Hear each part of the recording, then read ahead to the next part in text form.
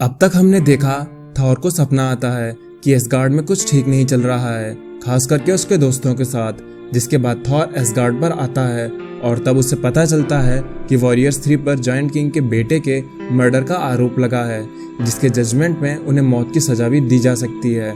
लेकिन थॉर के इंटरप्ट करने की वजह से जायंट किंग लाइफ अपना डिसीजन बदल देता है।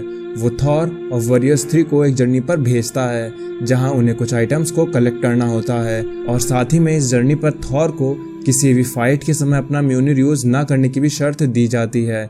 ऐसे ये जर्नी अपने आप में एक सुसाइड मिशन बन जाती है, क्योंकि इस जर्नी में इन्हें जो आइटम्स कलेक्ट करने हैं उनको कलेक्ट करना इतना भी आसान नहीं होने वाला है। तो अब हम अपनी कहानी को शुरू करते हैं। उससे पहले मैं आप सभी से कहना चाहूँगा कि अगर आपने अभी तक हमारे इस चैनल को सब्सक्राइब और इस वीडियो को लाइक नहीं किया है तो कर लें, क्योंकि ये स्टोरी आगे चल के काफ़ी अमेजिंग होने वाली है। हम वीडियो का लाइक टारगेट एम करते हैं 200 लाइक्स का, जिससे मुझे मोटिवेशन मिलता है कि आपको ये स्टोरी पसंद आ रही है और मैं जल्दी ही इसके नेक्स्ट एपिसोड ला सकूं। तो चलिए अब कहानी को शुरू करते हैं।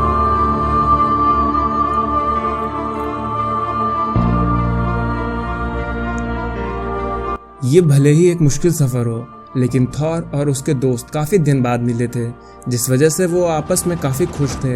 फैंडल वोल्स्टैक के मोटे होने, शराब पीने और हमेशा भूखे रहने के ऊपर मजाक बना रहा होता है। थॉर और वॉरियर्स 3 ऊंची पहाड़ियों से होते हुए, तेज बारिश को झेलते हुए, बर्फबारी को क्रॉस करते हुए अपने सफ़र पर चलते जा रहे थे।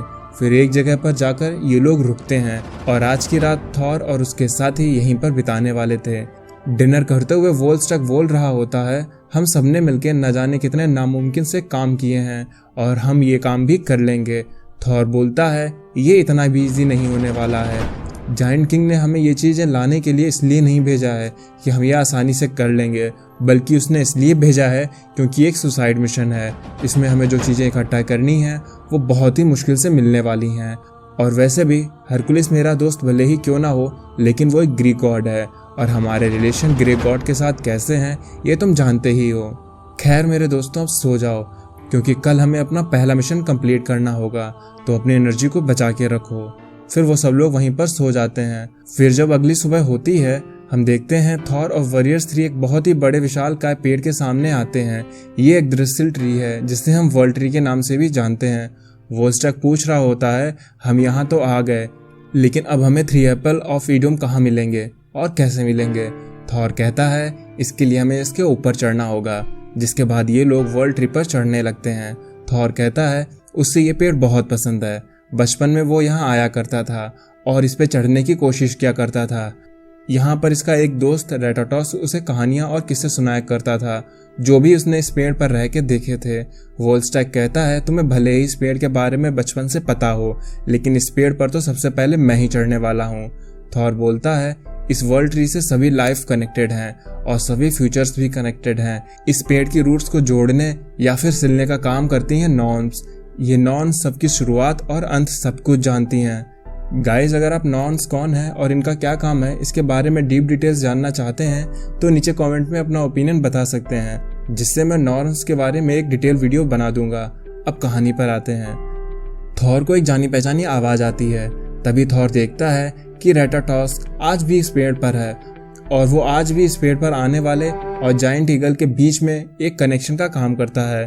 थॉर रेटाटॉस को एप्पल ऑफ ईडन के सीड खाने को देता है, जिसे खाकर रेटाटॉस काफी खुश होता है। थॉर रेटाटॉस से जायंट ईगल के बारे में पूछता है। रेटाटॉस कहती है, उसके पास जाना मतलब मौत के पास जाना है। तुमसे पहले और लोग भी इस एप्पल के लिए गए हैं, लेकिन वो वापस नहीं आए हैं। फिर थॉर कहता है, उससे लड़ने के अलावा उसकी कोई और कमजोरी तुम जानती हो? तो रेटाटॉस कहती है, हाँ, उसे पहेलियां पूछना और चैलेंजेस एक्सेप्ट करना काफ़ी पसंद है। तुम अगर इन दोनों में से कुछ भी कर पाओ तो तुम उसे जीत सकते हो और एप्पल ले जा सकते हो। जिसको सुनकर थॉर के माइंड में एक आइडिया आता है और वो एक प्लान बनाता है, जिसके चलते वो वोल्स्टैक को जायंट ईगल के पास भेजता है। जायंट ईगल वोल्स्टैक और रेटाटॉस के आने से पहले ही पहचान जाता है कि कोई आ रहा है। जायंट ईगल कहता है, मैं पहचान गया, रेटाटॉस तुम यही हो, लेकिन तुम्हारे साथ ये शराब से और मांस से भरा हुआ कौन है? रेटाटॉस कहती है, मैं आपके सामने सबसे होशियार वोल्स्टैक को लेकर आई हूँ, जो आपको चैलेंज या फिर पहेली देना चाहते हैं। जिसके बाद जायंट ईगल वोल्स्टैक को देखता है और पूछता है, लेकिन तुम आए किस लिए हो? वोल्स्टैक कहता है, मैं यहाँ तुमको 3 चुनौती देने आया हूँ।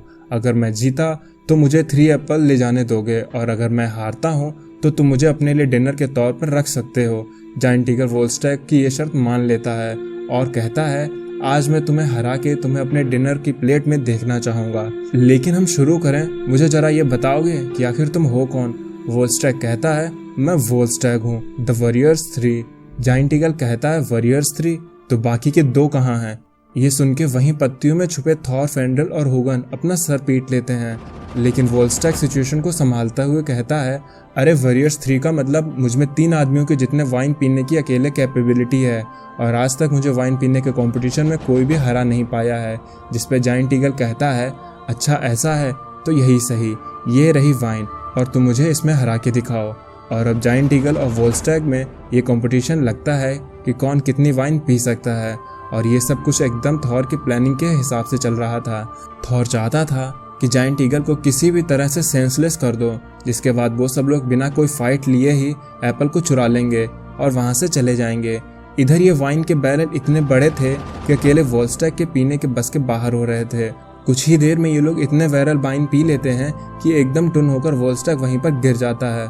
वोल्स्टैग जायंट ईगल से कहता है, मैं शर्मिंदा हूँ कि मैं हार गया। जायंट ईगल कहता है, इसमें शर्मिंदा होने वाली कोई बात नहीं है, तुमने तो 3 लोग से कहीं ज़्यादा ही शराब पी ली है, लेकिन अभी भी 2 चुनौती बाकी हैं, जिसके बाद मैं तुम्हें खा सकता हूँ। इधर फेंड्रिल जायंट ईगल को टल्ली देख के थॉर से कहता है, ये दोनों लोग नशे में धुत हैं, तो यही सही समय होगा कि वो लोग एप्पल्स को चुरा लें और वहाँ से निकल लें। लेकिन थॉर रोकते हुए बोलता है, नहीं, अभी नहीं, क्योंकि जायंट ईगल के सुनने की क्षमता काफ़ी तेज़ है। इस शांति में अगर हम जरा सा भी हिलेंगे तो वो अलर्ट हो जाएगा, इसलिए हमें थोड़ा और डिस्ट्रैक्शन की ज़रूरत होगी। जायंट ईगल वोल्स्टैग से कहता है, दूसरी चुनौती क्या है मेरे लिए? वोल्स्टैग कहता है, मुझे मेरे वेट के कारण कोई भी तूफान, हवा या कोई भी झोंका हिला नहीं सकता है, और फिर चाहे वो किसी एक विशालकाय पक्षी के पंखों की हवा क्यों ना हो। जिसपे जायंट ईगल कहता है, मेरे पंखों की हवा से बड़े बड़े लोग हिल के दूर चले जाते हैं, तुम तो एक मामूली से चीज़ हो। फिर वो जायंट ईगल अपने पंखों को फैला के जोर जोर से हिलाने लगता है, जिससे वहाँ एक तूफान जैसी हवा चलने लगती है। इधर इसी मौके की तलाश थॉर और उसके दोस्तों को थी, और वो लोग एप्पल को चुरा लेते हैं। जायंट ईगल के पंखों के हिलने से जो हवा वहाँ बनती है वो इतनी तेज थी कि कोई भी उड़ सकता था, लेकिन वोल्स्टैग 1 इंच भी नहीं हिलता है, जिसका कारण ये था कि वोल्स्टैग ने चुपके से अपने पैरों को वहाँ की ब्रांचेस में फंसा लिया था। लेकिन कुछ ही देर में वो ब्रांच भी टूट जाती हैं और वोल्स्टैग दूर जाके गिरता है।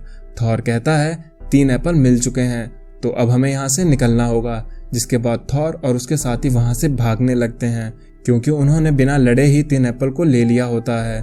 वहीं जायंट ईगल अपने पास वोल्स्टैग को ना देख के समझ जाता है कि उसके साथ धोखा हुआ है, जिसके बाद वो अपनी ईगल आर्मी को उन पर छोड़ देता है।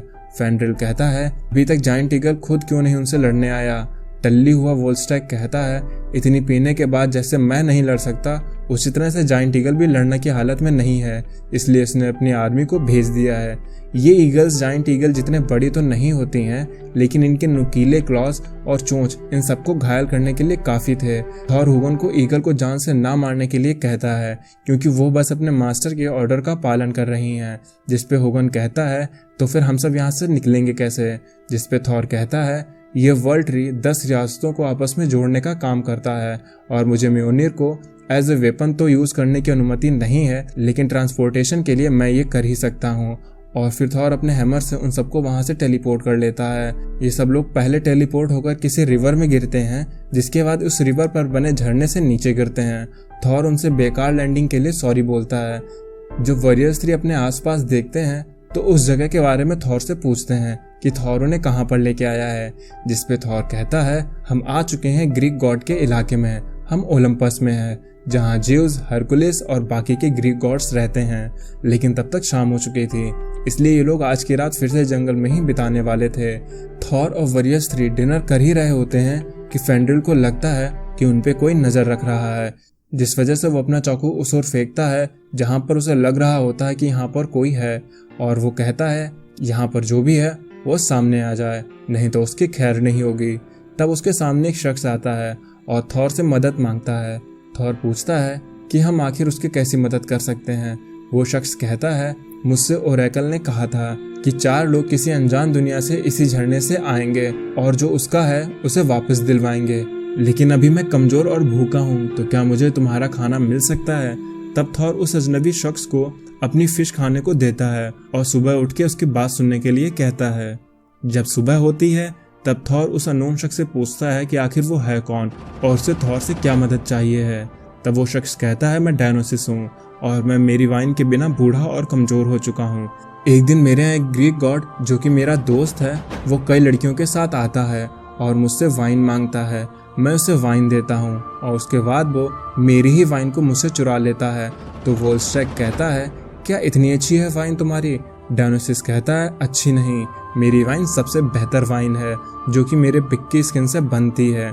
मतलब ये कि मेरा पिग अगर किसी भी नदी को छूता है तो वो नदी एक अच्छी वाइन में बदल जाती है, लेकिन उसके पिग को हरकुलिस ने उससे छीन लिया है और लड़कियों के साथ पार्टी कर रहा है।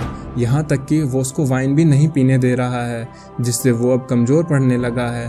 थॉर कहता है वो उसे उसकी वाइन वापस दिलवा देगा, लेकिन उससे पहले उस पिग की स्किन चाहिए होगी।